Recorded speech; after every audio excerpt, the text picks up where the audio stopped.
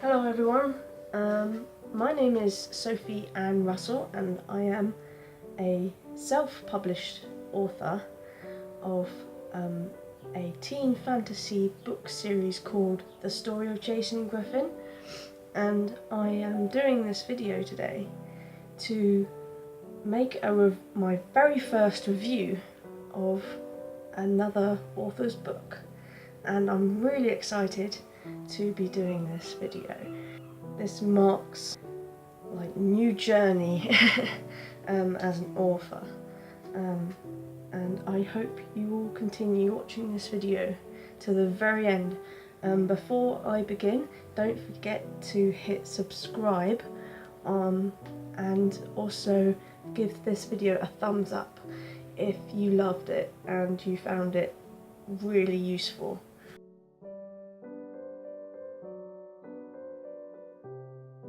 The book I am going to be talking about is Famous by Default by MK Harkins. I'd never like the author. She gave me some information on it. She sent me to a website and stuff. I kind of knew it was going to be a teen romance. It was like centered towards young adults. But I hadn't really kind of taken that side of it in. I just kind of thought, oh, I'm going to read a new book.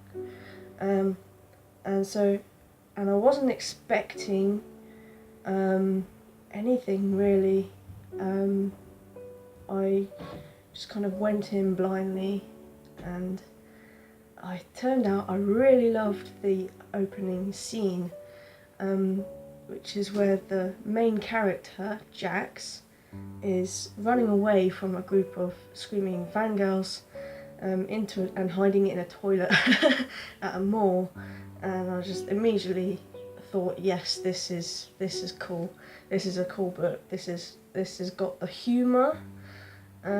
It doesn't take itself too seriously, which I love, and also the character. It happened to be around a time when I was thinking about all these famous people, like a particular famous person, and I thought this character kind of made me think of that famous person. Oh god, imagine if they felt that way. Imagine if they wanted to live a more simpler life, which is what this character wanted to do. And I personally relate to that feeling where you don't want to conform to like big media hypes and stuff, and you just want to be a normal person, and you want to meet someone special. You want to feel at home somewhere, and this character, he didn't feel at home, even though he was part of a boy band and the other members were his brothers. So and he felt like the sort of like I think the black sheep in the family, I guess. And I immediately just thought in the first chapter, God, we've got to get this guy out of this situation somehow. And that, I felt, was what the author did really well, is she immediately established a clear-cut problem for us to solve, that we wanted to be solved, and that was get this guy out of the situation quickly. Yeah, and so I was immediately hooked, and I thought, oh, I'm really excited to read this. And then I was introduced to another character called Sivan. She, very similar to the character Jax, she's kind of her own person. She doesn't quite fit in to the mould of society, and quite different from Jax. She's had some she's got some built up emotional trauma from her past. Now, I won't give too much away, but the moment that I kind of read her side of her story, I just thought, oh, there's a definite connection between the two people, and I immediately sussed out, oh, they're gonna get together at some point, and I thought, hallelujah, this boy is gonna find someone. But then I also thought, oh, he's got a bit of a challenge on his hands, because this girl, she doesn't like men. She's scared of men. She's really evasive, and she doesn't like talking about her past.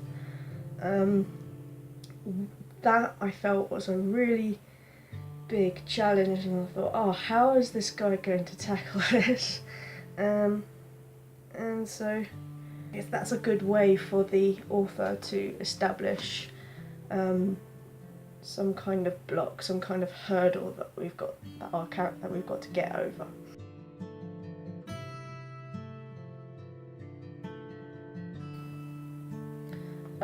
As the story moved forward, I started to notice, like when we were introduced to another character called Betty, who is Jax's aunt.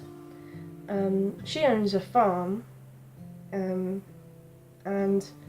she takes in, she fosters children, and she comes across as a very happy, bubbly lady, and she takes Sivan in as her kind of foster mother, and she immediately welcomes her in, makes her feel safe. And one of the things I thought that was quite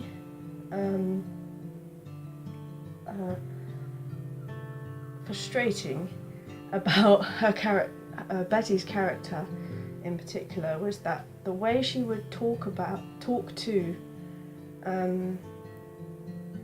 these teenagers, it seemed a bit kind of trite, cliche, almost like I was being whisked away into like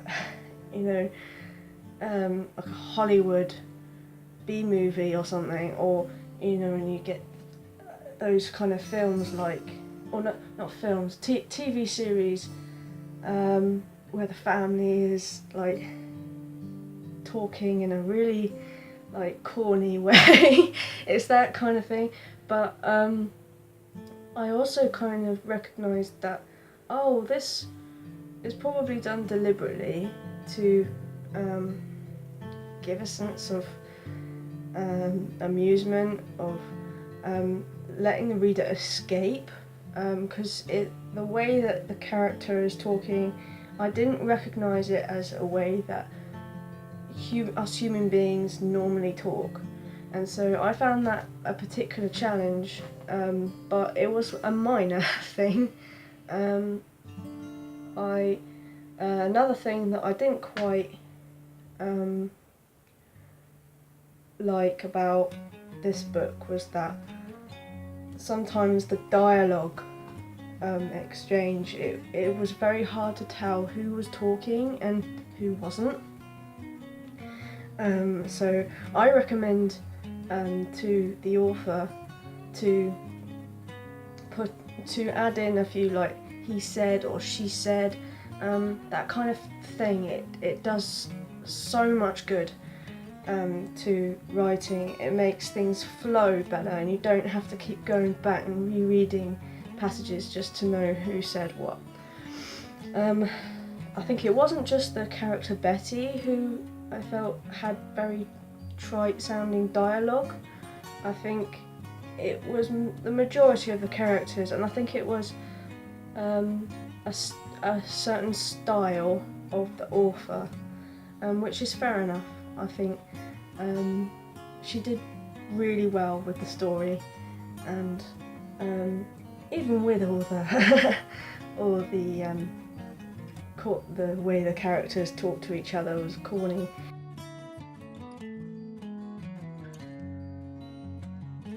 Even though that was going on, I really loved the message that was being brought to this book.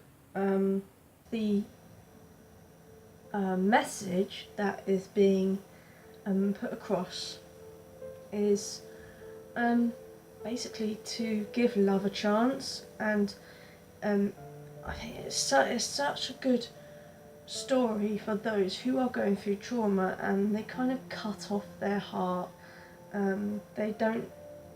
They're too scared to love because they're scared of losing love, and the message is about taking chances and living your life even though you go through bad times and tragedy hits. Life unfortunately isn't perfect, and anyone who tries to control life and make it perfect, it's never going to go that way. You're always going to go through dips, like what happens at the end of this book. It's so important for young people in the world specifically to learn how to trust in people, even though they've been let down in the past, and to take life by the reins and actually move forward. Yeah, the other message is basically that magic does exist, and it's a theme that I try to instill in even my own books.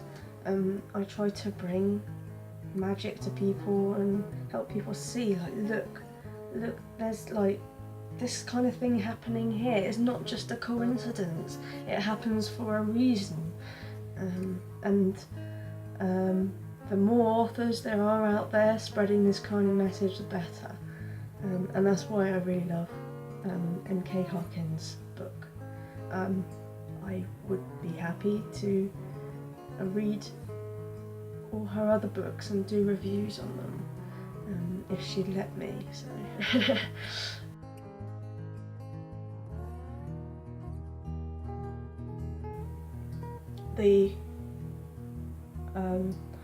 The rest of later on, towards the end of the story, there's a really big, like, dark twist that happens, and I was almost anticipating that, because the book was so happy-go-lucky, and I thought it can't be like this throughout the whole book. There's got to be some kind of dip. There's got to be some arc to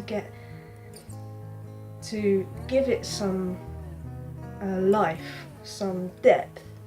Otherwise you've just got a classic Disney rom-com where nothing bad actually happens, and also you're going by the tragedy that the main character Savan is dredging up. It's like, obviously she's had a tragic past, but we're not actually witnessing this in the world that we're being introduced to until a few chapters towards the end, where something really, really bad happens. And even though I was anticipating this, I was so shocked. It just came out of nowhere, and I thought, oh, and it was just at the point where you thought, oh, everything's going to get resolved, and all of a sudden I just felt, oh my god, I've got to read to the very end, and there was, like, I don't know, 4 chapters left, something like that, and I was crying. I was a bloody mess. I love stories like that, where they take you one way, and then all of a sudden they go a completely different way, and you get a mix match. That's what life is all about. It's a mix match of good and bad. And so by the end of the book, I was feeling I was fulfilled. I thought, yes, I've got a bit of everything. But obviously there was still that kind of corny side to it. Basically every time something happy goes on, it's really, really, really happy, and when something bad goes on, it's really, really bad. And I think that is a really good style to have when you've got teenagers who do kind of think in that black and white way.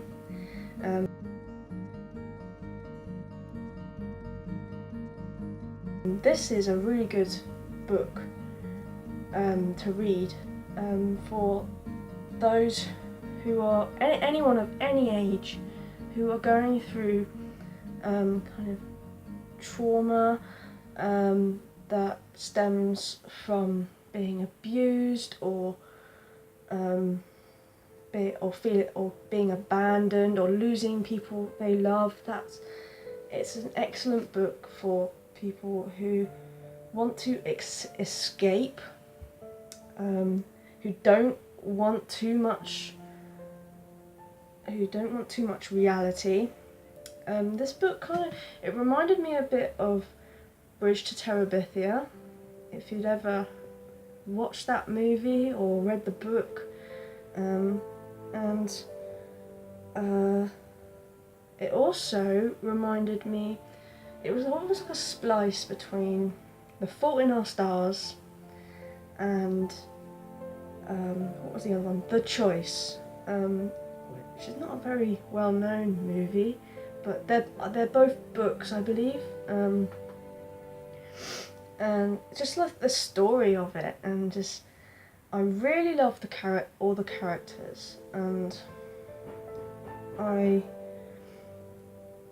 would recommend this story to anyone who believes in magic of life, that there are all these like synchronicities that go on, and there's like some little blink and you miss it moments towards the end, and that really did it for me, and I just thought, oh my goodness, that's just like a major sign, because I love all this like otherworldly spiritual stuff, and this book was definitely very spiritually enlightening, and so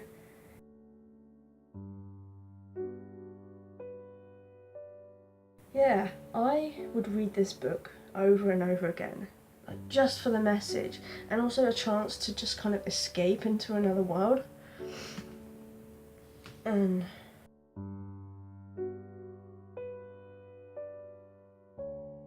I'm sorry, disclaimer, there are spoilers in this video, so if you don't want to watch too far, and please skip the bits that are spoiler. It's basically, yeah,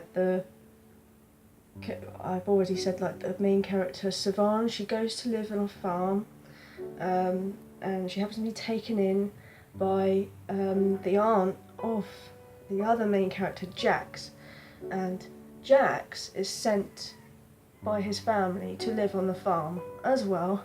And I remember thinking, oh, when he goes there, he's going to be in for a really big surprise, and the author builds up the tension really well, because all the while prior to that, you're getting an insight into the character Siobhan, where she's really tense about men, and she is having a conversation with Betty, and she's just they're kind of discussing about her not being comfortable around men and not wanting men in the house. And then all of a sudden, this guy turns up on the doorstep, and I'm thinking, oh my god, Siobhan isn't being warned about this guy, what the hell is going on? But yeah, and all hell breaks loose at the end of the day. But I'm not going to spoil any more. You have to read the rest.